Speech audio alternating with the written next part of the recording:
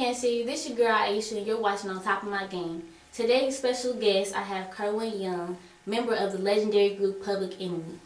Today we'll be discussing his life work in the music industry. So tell us about yourself. How you doing?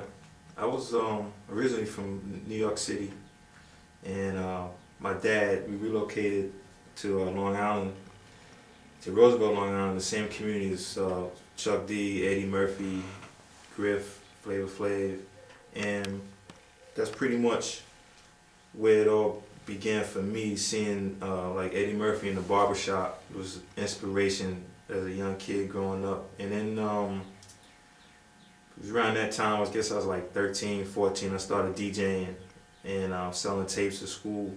I was also playing baseball. I used to come out to Missouri every summer, play baseball at the Make Your Own Baseball School in Millen, Missouri.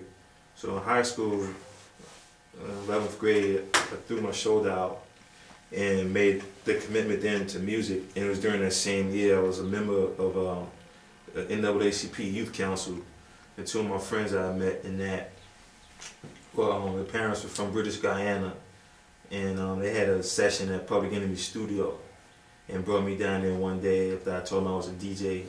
And from that point on, I started going down there frequently, and eventually becoming a member of the Bomb Squad within 2 years' time.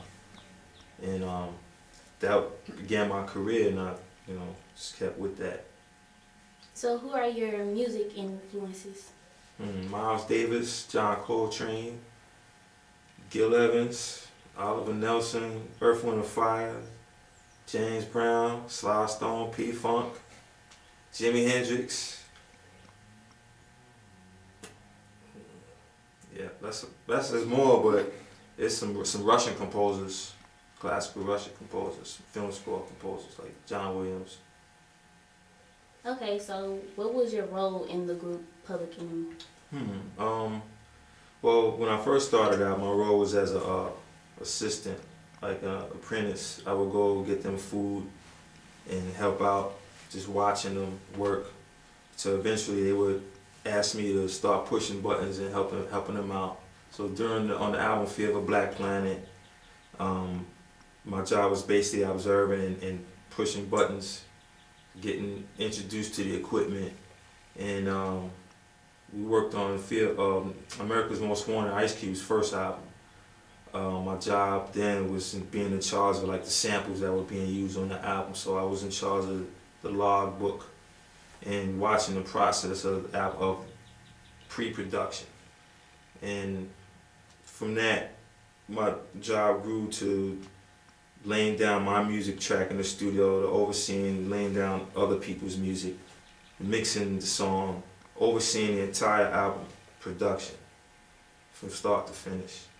And I did that, I would say, from 1991 up until 2003, 2002. Okay, so what do you feel Public Enemy's legacy is in hip-hop?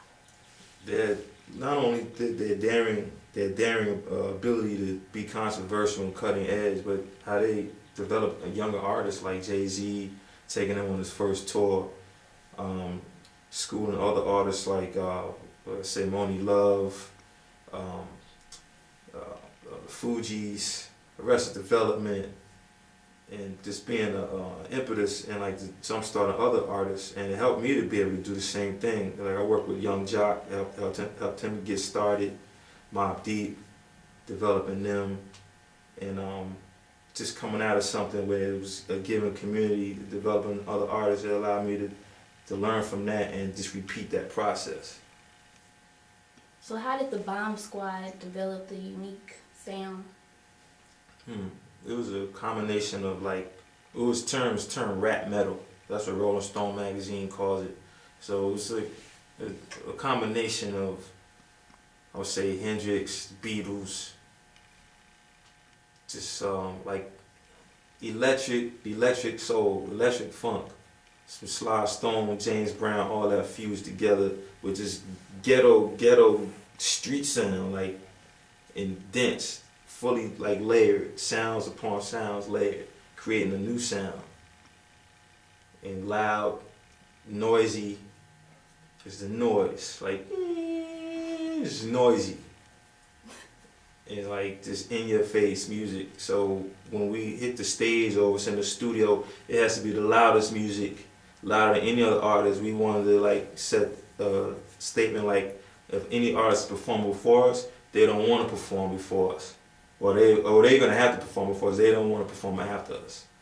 The music has to be so like intimidating, as intimidating as much as the lyrics themselves. So it was our job to create a texture, a sonic texture that would enhance and I would say highlight his baritone voice, at the same time aggressive enough to bring out the message that he was putting down on wax, you know, and saying across the airwaves.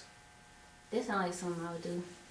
You know, I produce, so no, you think about that. But cool. What other artists have you helped produce? I produced Eric B. and Rakim, their last album, Don't Sweat the Technique. Produced Mobb Deep's first album. Produced the Grave Diggers, their demo, which got them their deal. Produced and developed Young Jock, Busta Rhymes, leaders in the new school.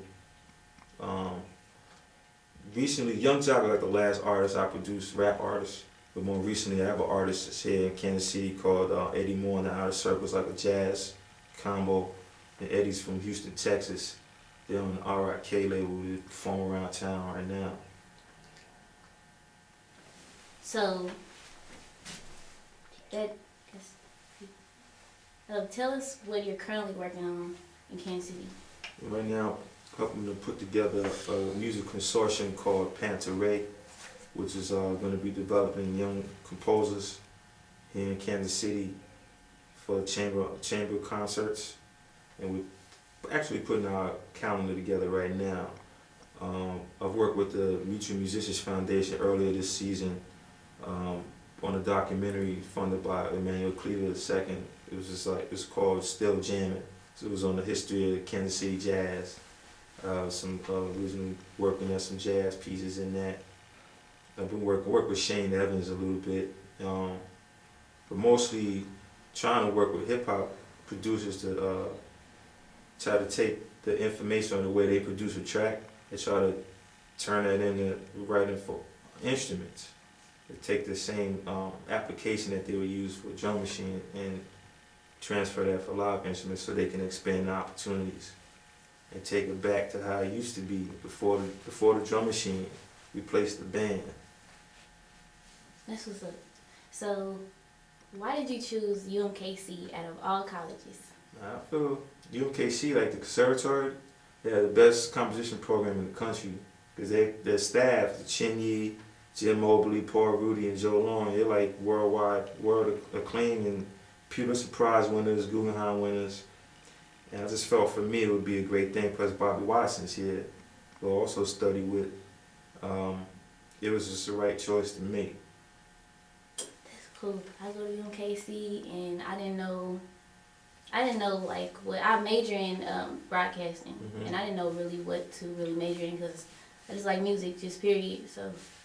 Yeah, that's deep. Like, okay, I'll tell you, when I first went to college, I was a communications major. That's what I majored in.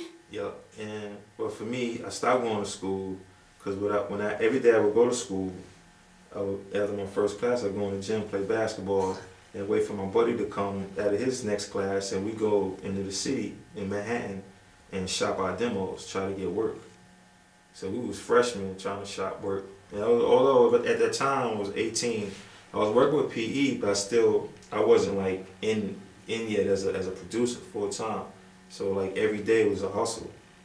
I was like, school, yeah, but it's this work. This is what I want to do. So I did that every day because I was just focused on just what I want to be. Is just do that. So how do you feel about getting inducted into the Hall of Fame, Rock and Roll Hall of Fame? It's tiring. I feel the opportunities that were there maybe 20 years ago could resurface right now because of publishing, having ownership of certain copyrights, endorsement deals come back up, licensing agreements resurface, new opportunities for, you know, licensing for TV, film, commercials. All of that is like a resurgence of that right now. And then also, what it would do is like music books. So like you have these guitar books, like these instrumental books. I don't think there's a Public Enemy instrumental book for a musician to learn the music. So that's something that can come about. And, you know, by me composing now, so writing music out, that's something I could probably help out with, you know, notating the music. So it's things like that. So do you have any advice to give like young producers like myself, like that want to get into broadcasting or producing? You have any advice for that? Yeah, you have to be aggressive. On one end, you need a team. You have to be aggressive. You need a team of people that you're going to work with. I would say maybe 4 people, so you can piggyback off of each other's efforts. Start thinking about having a business team, a lawyer, some type of agent, someone who could, if you want someone to reach out to people for you, need like a liaison, someone to take your phone calls, to be the go-between between you and the people you're trying to reach out to. That's key.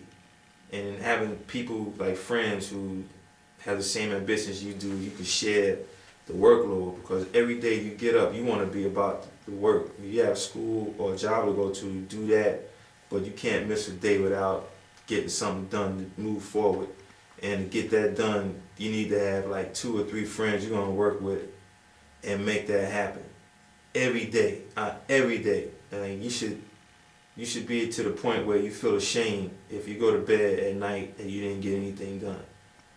Really, like you want to go to bed at night knowing you got a step closer to where you're going to get, because you're gonna face a lot of rejection. A lot of rejection, like to the point where you feel like, man, you know, and that could go for like 2 years. You know, don't give up. You know, don't give up. That's what you need someone to work with, because when you work with other people, you're on the same page with them, it makes it a lot easier. It's like, man, we're doing this together.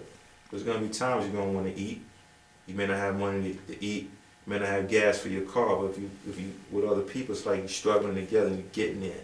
You want to be where all the events are. If there's a music workshop going on in Miami, California, Chicago, Memphis, New Orleans, you want to be there. You want to plan ahead, maybe drive, get a Greyhound ticket, airplane ticket, go in together, make it happen. Put on a credit card. You want to be where so you can network. You need connections to be successful. Without connections, it's like, you know, pretty much you'll find yourself just being a spectator. Yeah. I'm going to keep that in mind. But I want to thank you for coming on our show. Great. Thanks for having me. And this is Ieisha. Thank you for watching the show. Check out our other exclusive interviews on Top of My Game. And go to whatsupkansascity.net. And see you later.